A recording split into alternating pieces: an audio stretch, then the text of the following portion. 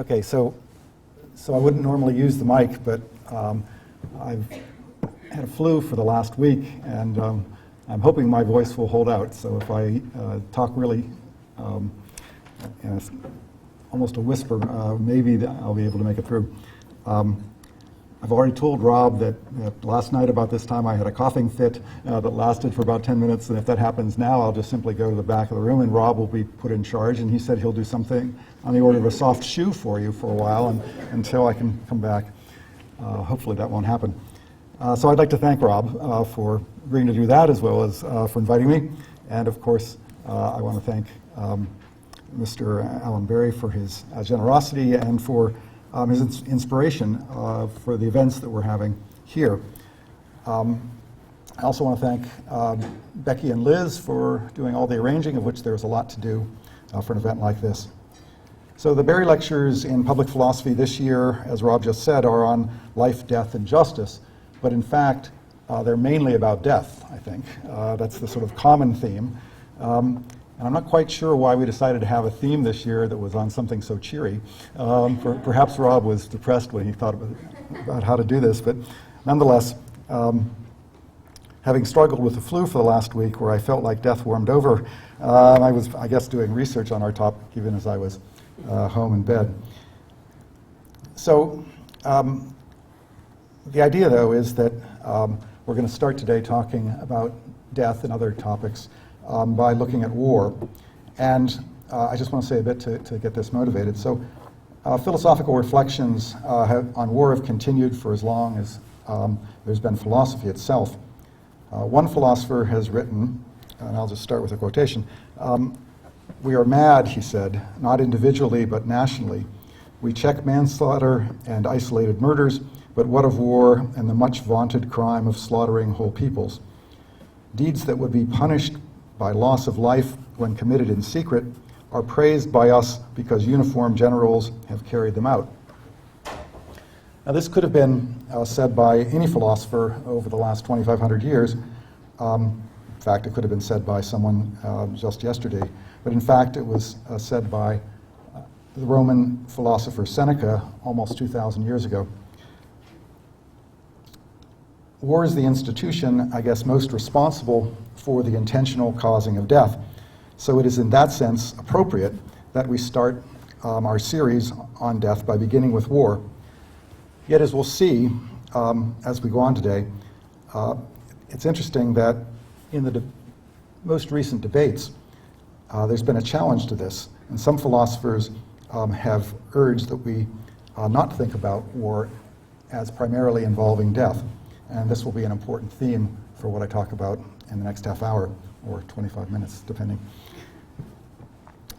Okay, so what I'll do, though, is mainly, as I do in my classes, ask questions and pose puzzles for you, focusing on, I think, one of the most important issues in philosophical scholarship on war today, and that is, can war be justified given that it nearly always involves the violation of human rights? So that's the theme. I'll set a bit more of the background for that, and then give you some of the back and forth of the debate as we go on. So there's a handout. Hopefully you all got one. And I will just try to walk you through that as quickly as I can with Rob staring at me and also at the clock. Okay, so the beginning of the handout. So why has war been addressed by nearly all philosophers throughout history, as I said a minute ago? There are a couple of reasons that doesn't take you too much effort to figure out what they might be. War is a fixture of nearly every society and nearly every historical epoch. Winning or avoiding the adverse effects of war has consumed political leaders as well as average citizens in virtually all times. So war seems to be, for many, the best example of, and this is where the philosophers, I guess, get involved so often, seems to be the best example of a state of nature where laws are not yet in place and where rules are at their most morally basic. Of course, there are other philosophers who've argued that perhaps this is where there are also no moral rules either. And I think that the consensus has been instead that during war, you get morality in its purest form, where it isn't influenced by society and its laws. So despite its dangerousness, it's interesting that people were nonetheless drawn to war, perhaps for its spectacle and for what it can teach us about human nature, if there is such a thing. Yet war continues to weigh heavily on the consciences of the citizenry, especially for those who contemplate serving in war. Okay, so again, I think it's interesting that it's hard to find a major philosopher who didn't write a treatise on war. So it's been a philosophically hot topic for, as I said, thousands of years. And you would think that there wouldn't be new developments, but there has been a kind of new development that I want to talk about tonight. So let me present two large sets of puzzles that have recently sprung up. First in moral philosophy and then in legal philosophy, both premised on a concern for human rights. So let me talk about some of the moral puzzles first. This is section 2 on the handout. War involves the massive killing of civilians as well as many children, and yet war is generally condoned. Secondly, war involves the intentional killing of soldiers. So you've got killing of civilians, but also where the killing of civilians is not normally intentional, but you also have the intentional killing, some would say perhaps murdering, of soldiers by one another, even as we think that intentional killing is morally wrong. Third puzzle, why is it wrong to make a soldier suffer, but not to kill this soldier? So most of the rules of war that have been proposed by philosophers over the centuries have been designed to try to minimize suffering, but they haven't addressed the question about the killing that goes on, especially by one soldier against another. Fourthly, why should war be different from any other domain that is morally assessed? So here you can wonder whether perhaps war should be thought of like certain professions, where we have a separate kind of ethics that is devoted to those who practice law or those who practice medicine, perhaps those who practice business. That's different from what's often referred to as common sense morality. And some people have proposed that perhaps war is like that. And indeed, that's to a certain extent what Michael Walzer did in his famous book, Just and Unjust Wars, 30 years ago, was to propose that there is this special kind of morality that applies to war. Others have been arguing more recently that war isn't significantly different, that it certainly doesn't constitute a separate domain, and so all of the normal moral, and as we'll see in a minute, legal concepts that we would normally apply to everyday life should be those applied to war. If you take this route, then it turns out that, at least on the current scholarship's way of thinking about this in philosophy, then self-defense becomes the key thing. So then you try to figure out how to assimilate what's going on in battle to what's going on in a two-person case of self-defense. I'll say a little bit more about that as we go on, but it turns out not to be quite as important as you might think at the moment. Okay, so those are at least 4 of the puzzles. They're not necessarily all recent ones that folks are beginning to think about in a slightly different way. Because I also do legal philosophy as well as political philosophy, and because I'm a lawyer, I guess, I also tend to think about these things in relationship to the law. And so let me just highlight how there is a similar set of worries and puzzles that are being pushed by those who are in law today, especially in international law. So this is now point 3 on the handout. So the legal puzzles of war turn on a distinction between international humanitarian law and international human rights law, which I'll talk about the difference in just a second.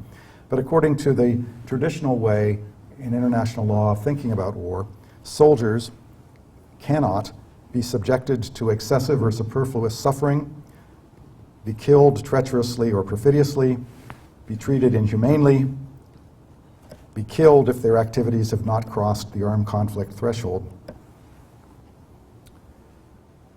Yet in war, it is nonetheless legal to kill enemy soldiers directly and to kill civilians as collateral damage if certain kinds of justifications have been given. So again, it's a similar kind of problem. The laws of war, which go back at least to the 17th century, have been put forward in order to try to minimize suffering, especially on the battlefield, and to eliminate, as much as we can, civilian death. But again, there has been very little discussion about the main thing that's going on during war, or so it has seemed to a lot of people, and that is that one group of soldiers is killing or attempting to kill another group of soldiers. Okay, so there's a distinction then between international humanitarian law, which has, as I say, a couple hundred-year history, and a much more recent phenomenon in international law called international human rights law. International human rights law was proposed mainly for peace times. It was supposed to be the legal rules that applied primarily to how a sovereign was supposed to interact with a citizenry. The interesting thing that's happened recently is that a number of courts and important legal bodies have suggested that that may be the wrong way to go, that perhaps the same set of laws should apply both in peacetime and in wartime, and that should mean that we give greater weight to human rights concerns. Okay. So now you have to think for a second, well, what would that mean? Well, so here, part 4 of the handout, I give you some indication of this. So in international human rights law, all people have the right to life. The Universal Declaration of Human Rights in Article 2 says that everyone has the right to life, liberty, and security of person. The International Covenant on Civil and Political Rights, which was meant to give teeth to the Universal Declaration of Human Rights, says at Article 6.1 that no one shall be arbitrarily deprived of his life. Okay, so then we move to point C under 4. Quite recently, the International Committee of the Red Cross, which was responsible for the Geneva Conventions, both in the 19th century and in the 20th century, have recently come out with a report about how we should regard contemporary warfare and armed conflict. And here's just a little snippet of that. It would defy basic notions of humanity to kill an adversary or to refrain from giving him or her an opportunity to surrender where there manifestly is no necessity for the use of lethal force. Now, this is quite controversial in international law today, but you can just imagine, if you think about this for a second, what the effect would be. So the idea is that war shouldn't be thought of as a matter of killing, of justified, legally justified killing, but it should be thought of in a different way. And this is at 4D, that the guiding idea of human rights law is that self-defense permits disabling or incapacitating, but not necessarily killing, the aggressor. Okay. Now what I'll do in the next few minutes is try to explain why this has been so important and so controversial. So today, such human rights concerns as the one that mentioned there at 4D are intruding even into the domain of war. And so there's been a series of cases from the European Court of Human Rights, for instance, and a whole bunch of domestic courts, including the highest court in Israel, that have been pushing this line that human rights norms should be the ones that we apply to battlefield situations, to wartime situations. Okay. So that's a huge deal, so a lot of people think, and I'll try to explain why that is as we go on. Okay, so here's the problem. The problem is war justifiable at all if we take seriously human rights, either as a moral concept or as a legal concept? Okay, and so what I try to do in the next bit of the handout, and I'll walk you through this as well in a second, is to explain how some philosophers and other theorists have tried to respond recently to this challenge. And there have been primarily 5 types of justification that have been given to try to explain why it is that war could still be justified even if you took human rights seriously. And then I'll give you the response to each of those, as a way to set up the puzzle in more detail. Okay, so what could you say? Well, the most obvious thing I guess you could say is something similar to what Augustine said at the beginning of the Middle Ages, and that is that while it's important that innocents not suffer, and so this might lead you to think that pacifism is the right way to go, it also turns out that in some cases, not engaging in war will mean that innocent people will nonetheless suffer by not being defended. So the idea was supposed to be that for war to be justified, according to the just war tradition, there had to be some very specific and highly justifiable reason for why you were going to war. The two classical examples of this have been to defend your own state from aggression, or to defend some innocent third party or third party state from aggression. Now, this was only to be true when it was necessary to do so, when there was no other way that this could be done. Okay, so, but the main idea was that war that is instituted to defend innocent people could be permitted, even as it also assaulted or took the lives of innocent people. I'll say a lot more about that in just a second.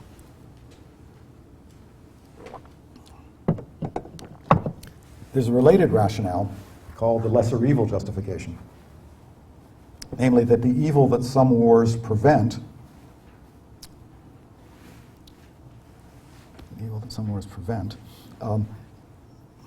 sorry, that should be, okay, I've got this messed up. So that the evil of one soldier killing another and of the collateral damage of civilians is less than the evil that you're preventing by engaging in war. So the idea here is similar, that somehow if you weighed everything up, you'd see that war could be justified, and even though war itself isn't evil, it may be not as bad as the evil that it's preventing. Okay, so these two justifications are often linked together, but I think we can talk about them separately, and I will in just a few moments. The other two justifications that are paired, the waiver and forfeiture justifications, address specifically why it is that killing soldiers is not problematic during war. So the waiver justification, as you might imagine, treats soldiers somewhat similar to the way in which boxers are treated. So the boxer steps into a boxing ring, and all of a sudden, by that voluntary act, then there are different rules in play. So if the boxer gets hit by a punch, one of our colleagues in particular knows a lot more about this than I do, it's not as bad, it perhaps is not bad at all, as if they were outside the ring. So there's a voluntary waiver when you enter in to the boxing ring.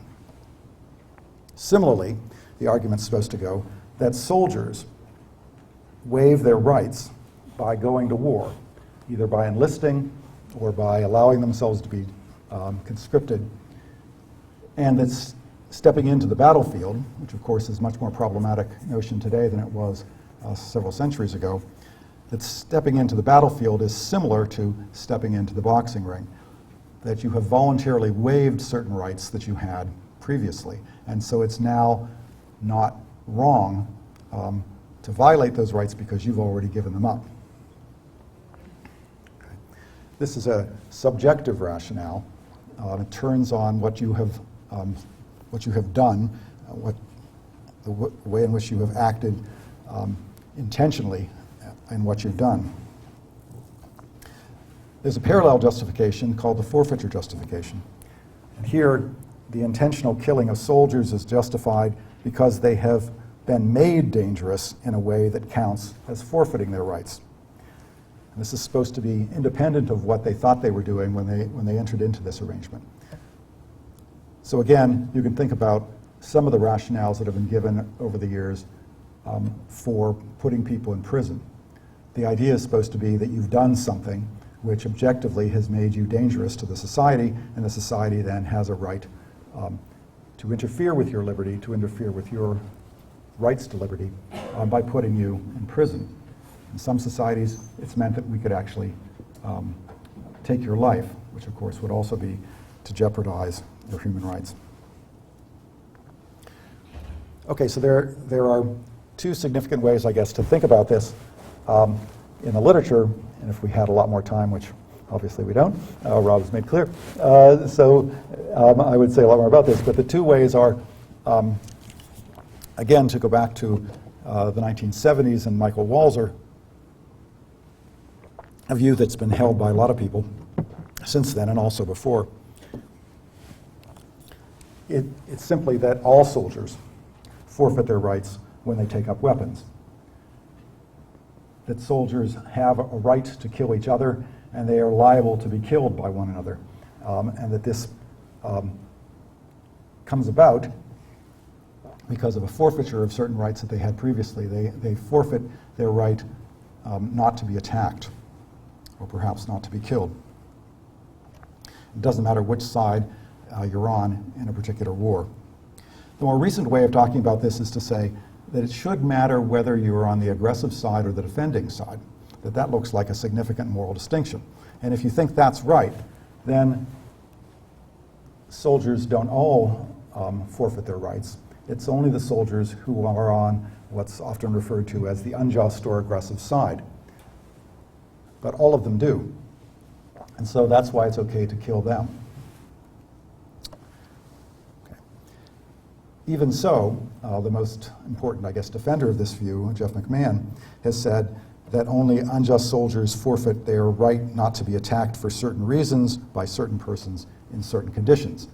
I'll explain in a minute why that becomes so important for him, but it also becomes a significant limitation, and it really gets in the way of the ability to justify war.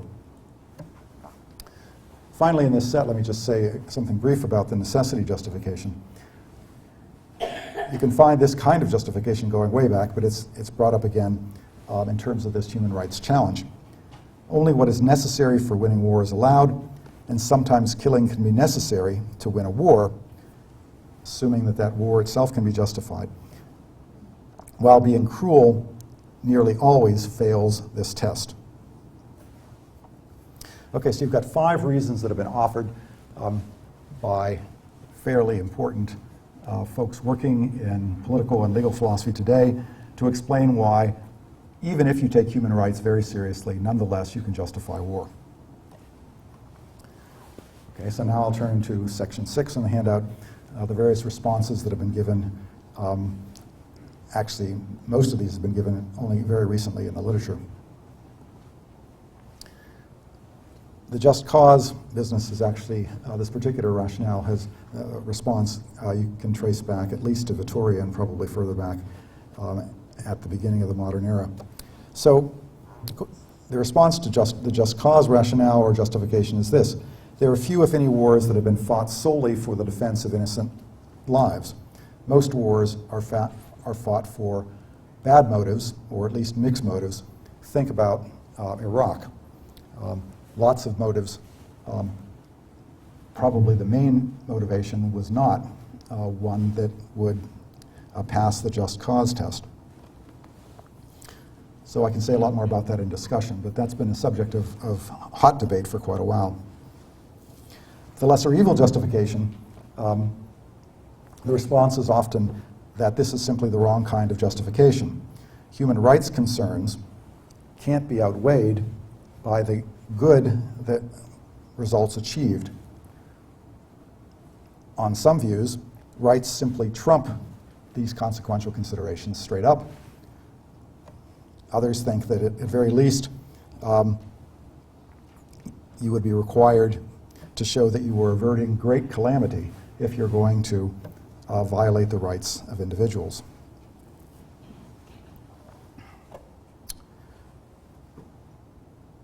Okay. So now think about the waiver justification. I think it's fair to say that both in the boxing example, but even more so in the war example, soldiers wouldn't think of their act of joining the military as stepping into something like a boxing ring where they knowingly give up their rights. Indeed, I imagine that most boxers don't think of themselves as voluntarily giving up their rights either, except in a very contingent way, for a very short period of time concerning certain kinds of assaults, but not concerning others. So you could imagine, to think about this just for a second, the boxer has stepped into the ring and he's assaulted by the referee. Well, that wasn't part of the game, so he obviously hasn't given up his rights across the board to all people. Or perhaps his opponent takes out a gun and shoots at him. Right? So that hasn't been given up either. So the kind of waiver, if there is a waiver by the boxer, is highly contingent. And it's harder to see how this could apply to the wartime situation. So soldiers, combatants of various sorts, certainly think of themselves as entering into a dangerous environment often, but I don't think they see this as somehow having waived their rights, such that if they have been harmed, there will be no consequences. Okay, so the highly contingent waiver will actually be important as well, and I'll explain this in more detail when I talk about the forfeiture stuff. Okay, so most of the debates today actually focus on the forfeiture argument, and it's something that I've been working on myself as well recently, as have some students who were in my class last semester. So there are several things that can be said.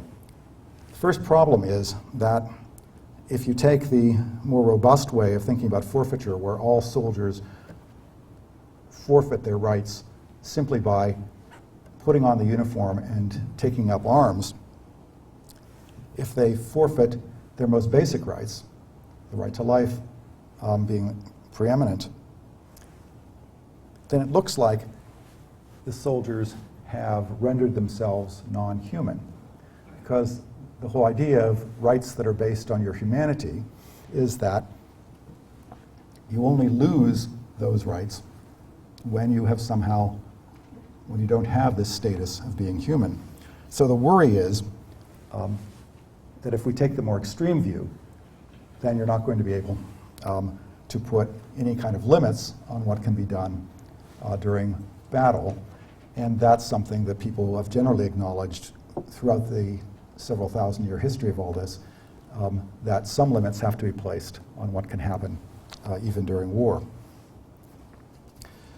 So this is now 6D2, if you're following, that the temporary suspension of human rights can occur, but there must be sufficient danger or emergency for this to be justified. War requires more than merely temporally or spatially restricted forfeiture of human rights.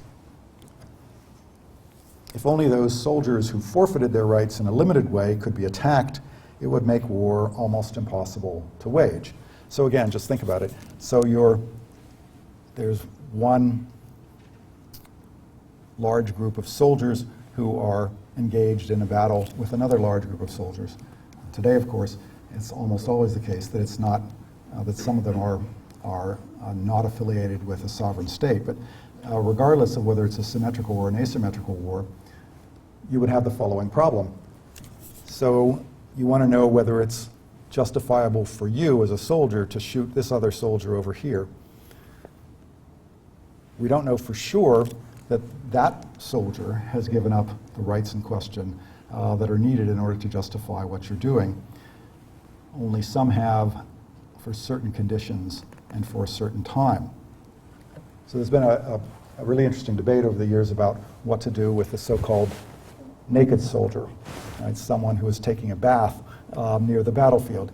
Can that person be attacked? Well, if you believe that simply by joining the military, you have made yourself into this dangerous person who has forfeited your rights, then it looks like you can be shot even when you're not in a position to defend yourself. And that has caused, especially people who have seen combat, quite a bit of concern. It's also been the subject of a lengthy debate in the philosophical literature.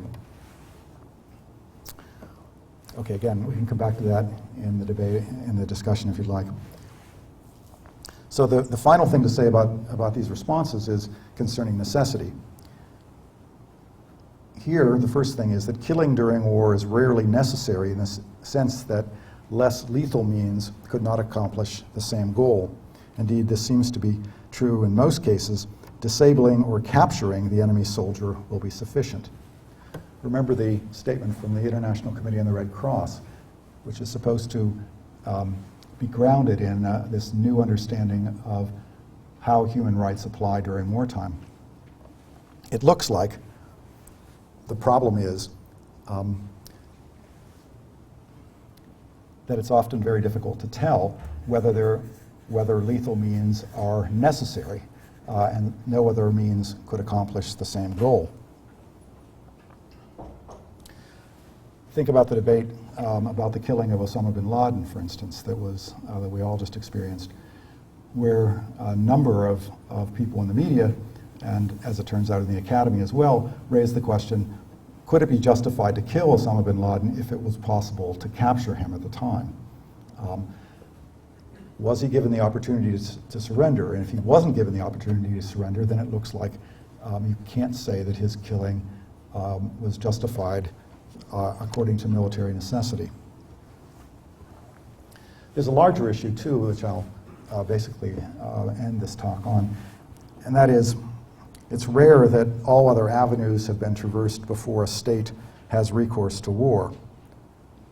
So for a very long time, it's been thought that a state has to satisfy what's called the last resort condition, which is also thought of as a type of necessity.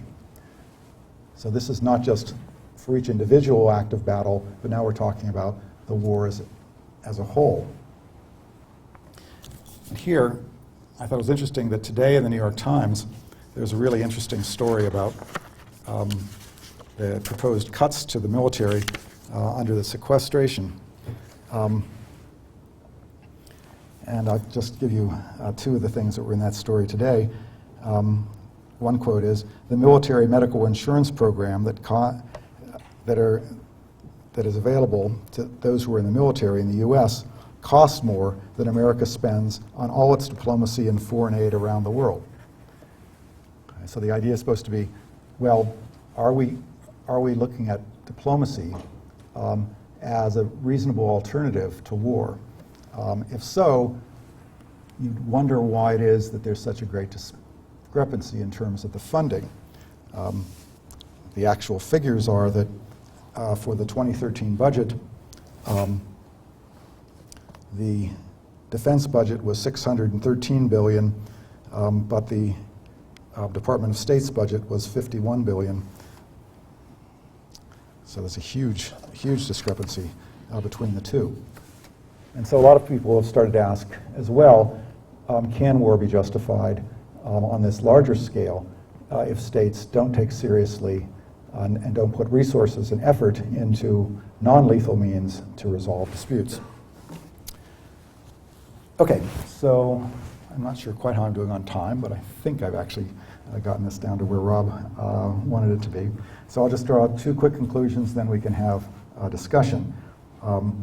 Section 7, once human rights are taken seriously, a new light is shed on war. Secondly, one doesn't have to be a pacifist to worry about the justification for war. Okay.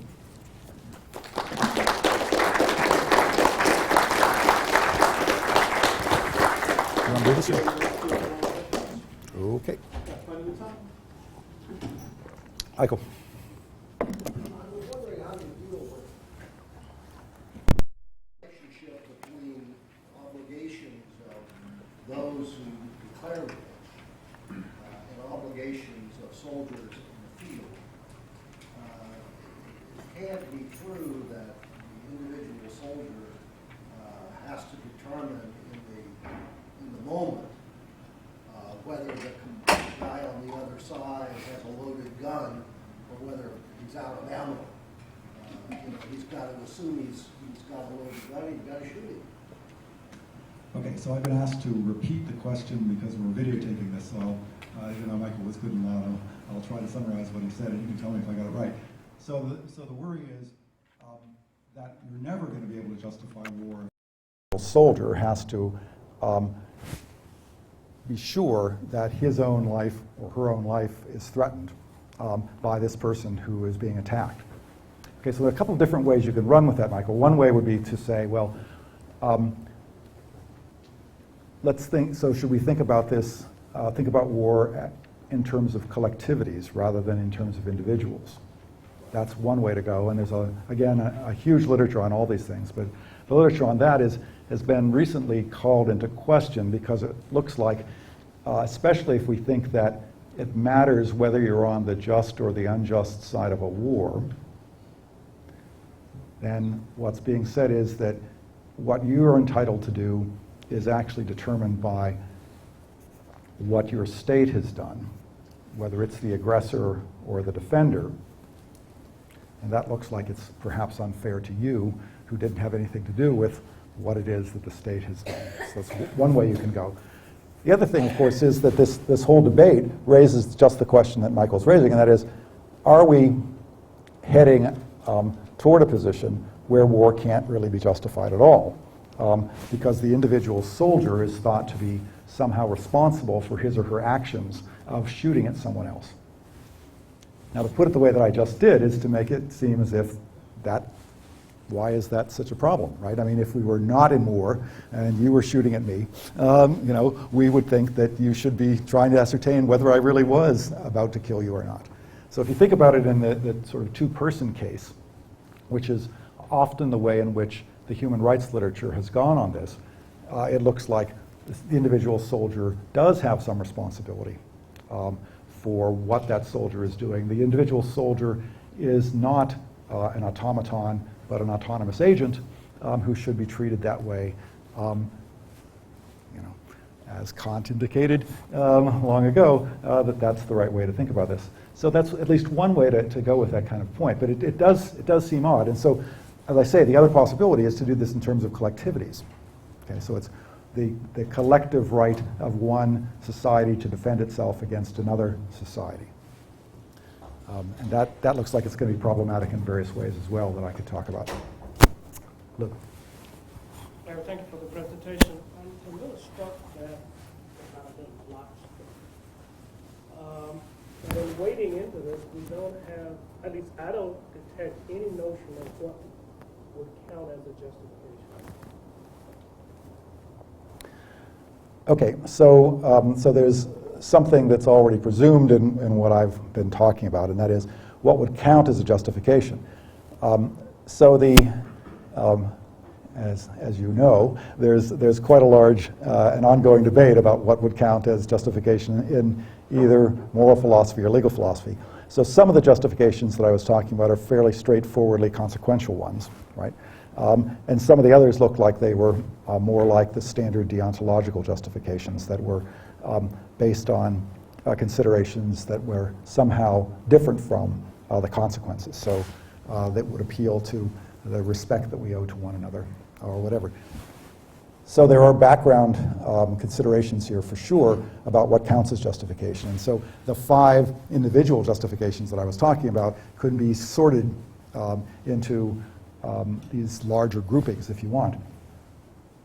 But the way that I was trying to present it is to get us just to think about this, since Rob only gave me 25 minutes, to try to think about this sort of where we could get to something interesting right away. And so, but I agree that there's still a lot of work to do theoretically to figure out what kinds of justifications these are, especially in ascertaining whether the responses are justifications that actually meet in the first place. Okay, so I think that's right. And the literature sometimes, unfortunately, as a lot of these literatures, doesn't always go back to the beginning point. And it's fair enough to say that I didn't either today. But I think it's relatively, on some of these things, it's relatively easy to see what the justifications would look like, given the lesser evil justification, for instance, has been a sort of standard way to think about utilitarian or consequentialist justifications for quite a while. Does that get at what you're... Well, it just seems that the problem is we really don't have consensus about what good. constitutes justification. Good. We're going to wade into this big issue. Right. Requiring seeking something called Right. justification, when that itself is not. Are we talking about initiating an order? No, just a question of what would constitute a justification for waging war. Yeah. Okay, so again, is there a consensus that we can even start from in the way in which I did in the talk? And I think that's always a relevant concern in any philosophical exploration. The way in which the debates today often get started is to say, well, let's assume for the moment that there is no special morality for war, that it's just the same kind of morality that we have, garden variety. And then the question is, well, let's try to get at our intuitions about what that is. Now, of course, we may not be able to do that. I'm sure that Lou and I would give different answers to the question, is that even possible? But when you turn to look at the legal analogy, right, you can often make some headway in that there's a fairly well-developed way of thinking about self-defense that pretty much goes throughout all of the legal systems that there are about what kind of response you can give in a situation of self-defense. And the most important for the discussion that I was just engaged in is to realize that you're not allowed to use lethal force just because someone is attacking you in just about every legal system. You're only allowed to use lethal force if it is necessary in order to stop the attack. So that if it's possible to shoot someone in the knee to incapacitate the person that way, then that's the strategy that you should use, and you wouldn't be able to claim as a defense at trial, at a criminal trial, self-defense if it was clear that you used lethal force when you didn't have to. So that's at least the kind of way that the discussions tend to go. I realize that that's inadequate for the larger questions you're raising, but let's let that suffice. Yes, Jeffrey. For those who doubt that there's justification for war, when we take human rights seriously, I wonder what you mean by, or what they mean by, taking human rights seriously. Sometimes you say very seriously, right. And sometimes you say such rights are trumps. And I have a specific interest because I wonder if this is the case, we can make inroads against where is resistance to justification. So, are they all committed to the claim that human rights are trumps? Because if you supplemented general human rights, rights that people have as humans as such, by certain, what Ross and others call special obligations, right. Special rights, right? Yep. But other someone might not only intuitively, psychologically, but even try to justify morally Right. the claim that the rights of my daughter to be protected by me is greater than the rights of some other human stranger Right. to be protected by me. Could you start making the argument Right. that these supplemented rights trump the general human rights? And then, and here's the more dubious part, but I'm just wondering. Right. And so not only should I be allowed, if I'm in McCoys and the other Hatfields, to kill those damn Hatfields to protect my McCoy's. immediate family, Right. and even my larger clan, and then even my, so to speak, Yeah. larger society and so on. And that's it. Right. Okay. So the problem is that I'm supposed to now summarize what Jeffrey's question was. I talk so loud, but Yeah, well, I'm not sure what they picked up like this. So anyway, okay. So the idea is, how should we think about the human rights in play? And I gave several different ways of doing it. So I tried to give a sort of broader sense of the literature. Yeah. So you could think about them as always trumping. That's going to be a problem because when rights come up against rights, then we still don't know what to do. So then Jeffrey proposed that perhaps there are certain kinds of rights that are special. And in the literature, these are often referred to as associative rights, rights that fall out of the particular associations that we have. So rights concerning what I can do to defend my family would be different from rights that I could do to defend a stranger, perhaps. Now that's highly controversial to start with, but that is one way to go. And so here's where some of the larger debate comes in, and so this goes back to what Lou was also pressing on. So the larger debate here is why we should give any kind of credence at all, morally or legally, to the fact that this is your state. and that this other person is from a different state, right? And so, and there's a really, really nice debate that's going on right now about this, about whether we should, so, you know, some folks who are communitarians would say, well, it matters that your community has value, and that has to be added into the picture somehow, and so that would give you a kind of a boost. But the problem is that to figure out what kind of value that is. I mean, if you live in a society that's highly oppressive, does that have the right kind of value for you? And so we'd have to start distinguishing between types of societies. We couldn't say that just because your society was being attacked that you automatically got this special status in terms of your rights that you were thinking about. So anyway, that's one way you can that debate would go. But you certainly do find folks, and this you can see this going way back in history, of course, saying that, well, my nation is like my family. And so just as I have a special right concerning what I can do for my family, I should be able to have it for my nation. You can certainly find this back in Greek philosophy as a model. Today, that's hardly ever a view that's expressed because societies are so different. And it's just not clear that we would be able to get the kind of justification that you'd want simply by you claiming that this was your society that was under attack. Okay. So there's also one second. There's also this worry, you know, that why is it so important to preserve each nation state that currently is? You know, would we be worse off if we had fewer or different ones than the ones that we have today? Remember that, of course, nation states were not born fully moral from the beginning. Most of them were formed by, you know, drunken map makers and other folks who were doing nefarious things to begin with in the first place. So it's not clear that they all started out as having some kind of moral status to begin with. So unlike your family and your example with your daughter, it's not clear how much mileage you can get out of it for that either. Okay, Andrew. Yes, so you treated the response of the lesser evil Very quickly, yeah. Yeah, and it seems when you say that they're often the wrong kind of justification, you seem to treat it as if, so the human rights folks are saying we should protect human rights and we will violate human rights, but then when we say we offer the lesser evil justification, we suddenly are talking about goods that aren't, or at least the way you presented it, that aren't Right. human rights. I mean, your response to Jeffrey Right. seems like, well, what about just formulating a lesser evil response that's just pitting human rights Against each other. human Right. rights? That's and then right. it seems like you're committed to answering something about a difference between doing and letting happen. That's right. That's right. So the response that I gave was too brief to the way in which you could push the lesser evil defense. Although the lesser evil justification is almost always put forward not in rights terms, but in terms of interests and goods. So you wouldn't really be engaging in the debate fully if you went that way. But I agree that this would make it more difficult to give a quick response as I did there. Then I'd have to get at least 15 more minutes from Rob, and you know how hard that would be, given how this has been set up.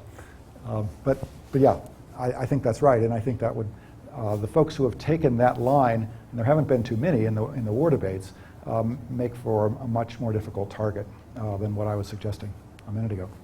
Yeah. How does the nature of self-defense change when you know that your opponent is capable of incredible, horrific retribution? Right.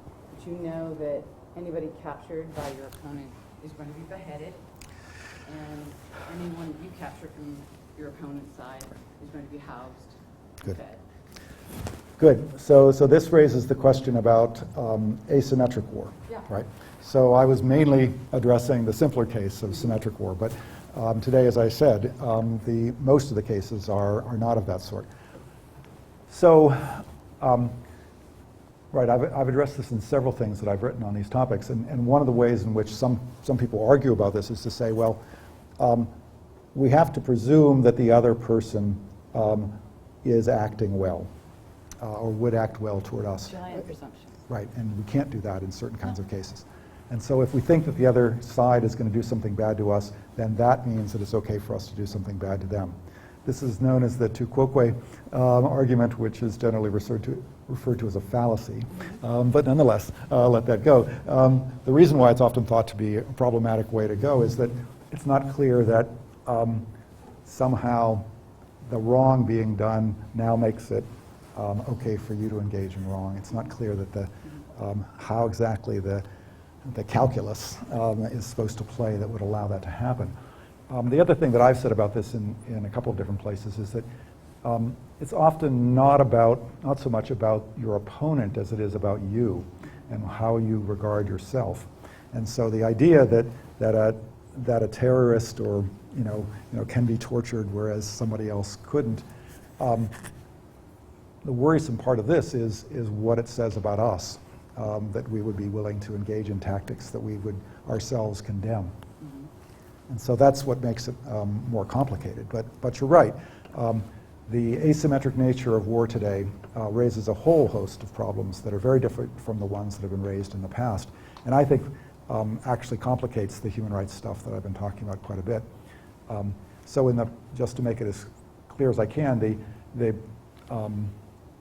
in previous centuries, it was thought that wars would be fought primarily by professional soldiers who all had the same kind of socialization regardless of which side they came from.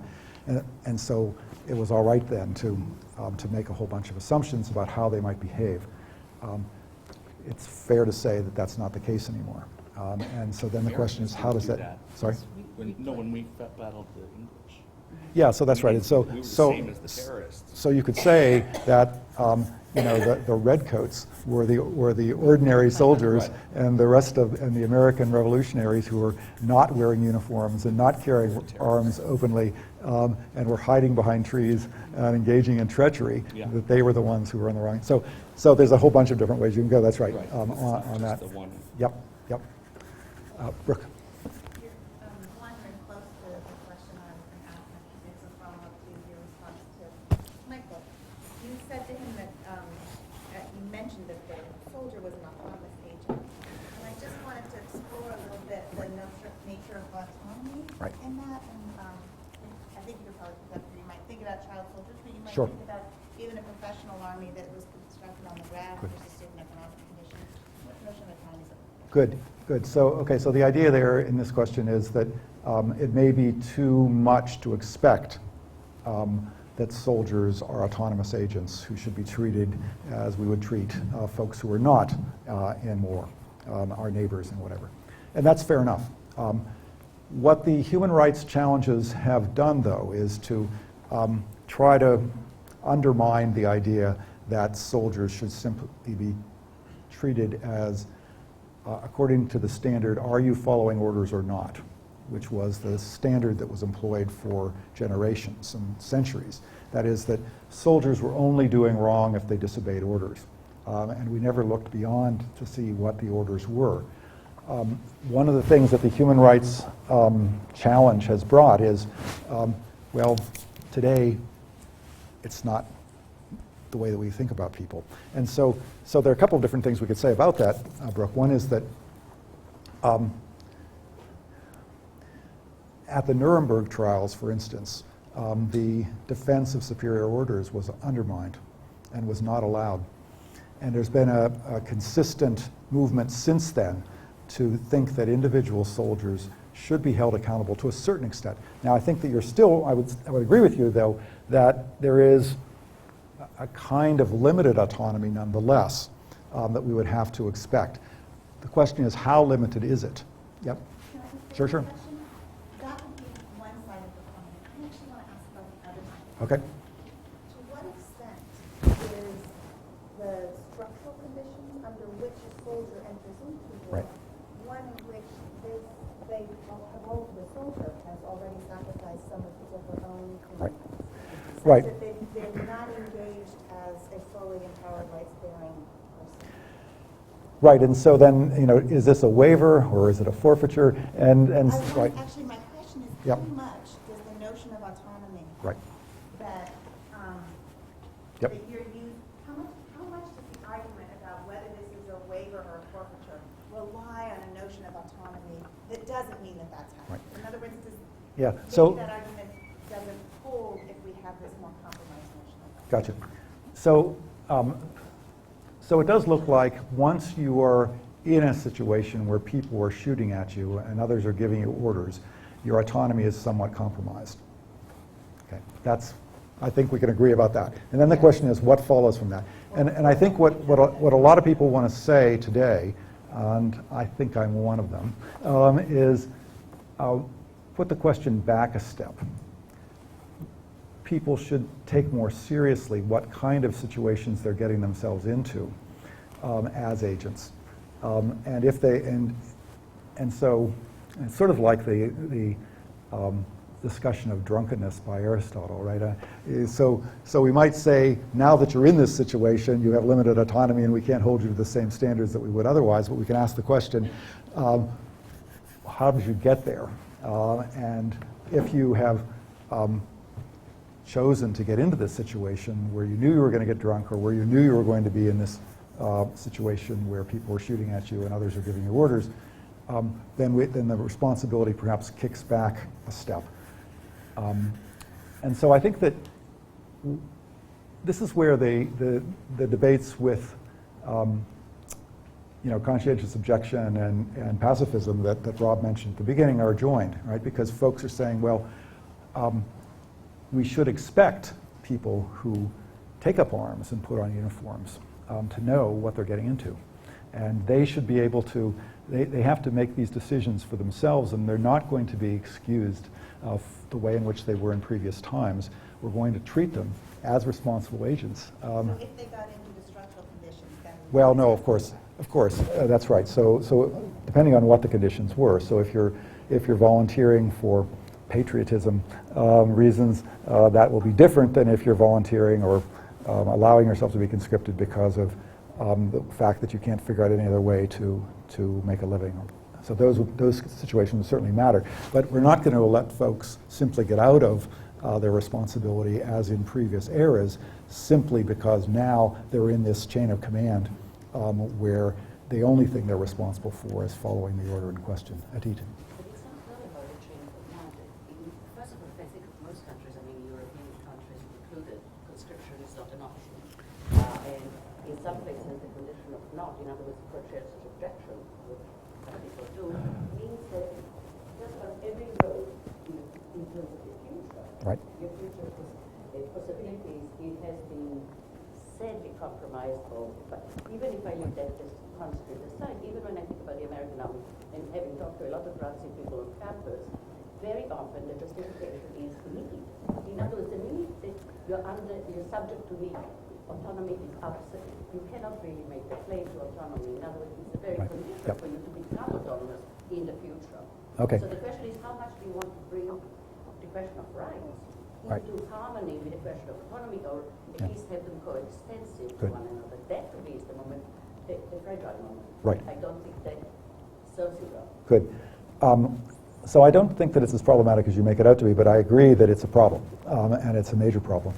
And so I think if someone is either conscripted, as you were suggested, in a way that really leaves them very few reasonable options, or if someone, as Brooke was suggesting, feels that there are no reasonable options but to volunteer, those cases have to be treated separately, distinctly from the other cases, which I still think is the vast majority of cases, where folks couldn't be said to be under duress in a way that somehow greatly restricted their autonomy. But that would be the way that I would set up the issue.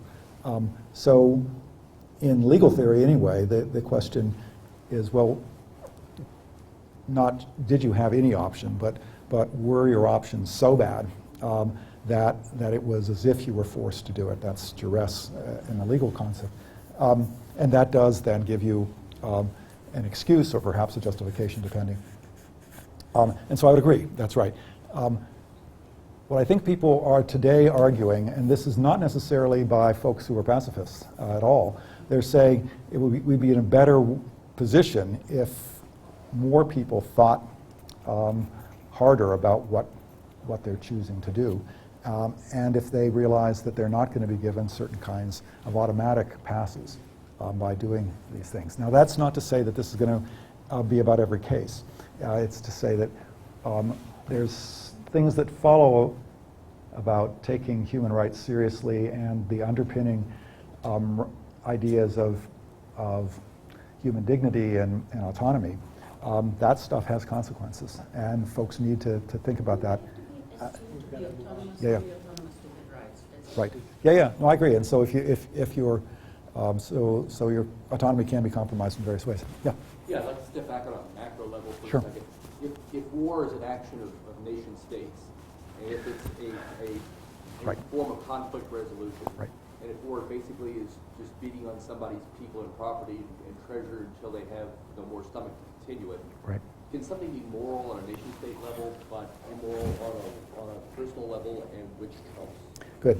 So, so maybe so this returns us to the issue about there possibly being two moralities, right? One that's applicable to the individual person interacting with other individuals as discrete individuals versus larger collections of people interacting with other collections of people. I think that the human rights movement, as it were, that's intruded itself into the traditional war debates is pretty strongly individualist. So the idea that rights attach to your status as a human being, not to your being a member of a society or to your being having a certain profession or anything else, that looks like it's going to commit you to a certain kind of fairly thoroughgoing individualism that isn't going to allow for much value to be given to the collective. Okay. Now, I've written a whole lot about that over the years, and it's not that easy to resolve the point that you're raising. But I do think that again, I'm not suggesting that we should all take the human rights approach and go with it. I guess the strategy that Lou asked me to make more plain is to say most people seem to think that human rights are unproblematic. So let's start with that. What would happen if we applied that to wartime situations? Okay. Now you could step back and say, well, I don't think that's the right way to start. That we should start at the level of society, at the level of value being not in the individual person, but being in the social unit, and you're going to get a whole different debate. And the question I'm saying is, how do you resolve the question? Right, and it's not clear how you can easily because you're in such different frameworks at that point. That's right. If it's conflict resolution or dispute resolution, right. It's a macro question.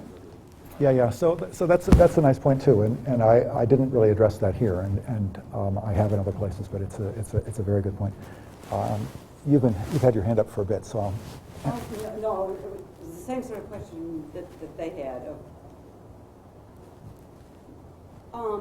If somebody's armed, does that make them a soldier?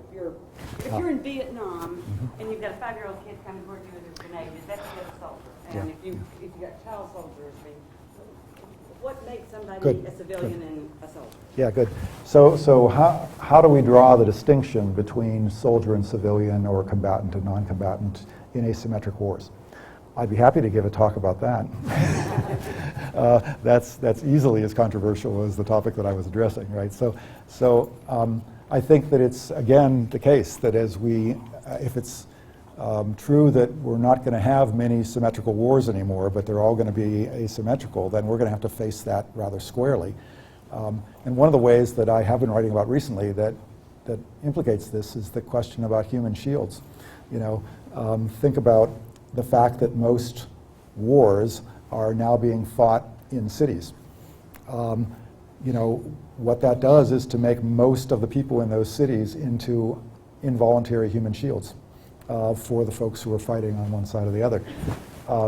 It causes a huge number of problems. So one of the things that's going on here is that you had for centuries a kind of, we might disagree about this depending on who we're talking about, but a kind of consensus coming out of the Middle Ages across a whole range of religious perspectives and otherwise about how to think about war. And now, progressively, in the last few centuries, there's been perhaps a disintegration or at least a challenge to almost everything that folks thought war was about.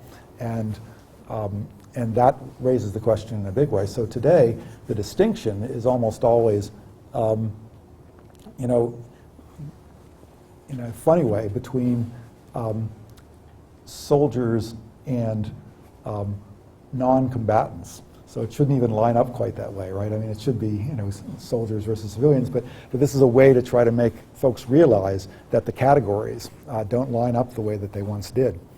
And who counts as a combatant, as a soldier or as a non-combatant, is really now much murkier. You know, when we vote for a certain person for president, for instance, who has expressed strong interest in taking us to war, does that make us complicit in a way that perhaps makes us no longer just civilians anymore, but to a certain extent somebody who can be, who has perhaps forfeited certain rights? There's been some recent literature on this in the journals that's very disturbing, where folks have suggested that perhaps those citizens who have agreed to let their country go into an aggressive war, perhaps those folks are now liable to be attacked, not just the folks who are actually in uniform carrying guns. I find this deeply disturbing on one level, but I can understand it because what's happening is that the idea of complicity is now being pushed in ways that we wouldn't have thought about when the categories were much clearer. I think that's right. One more? Yep.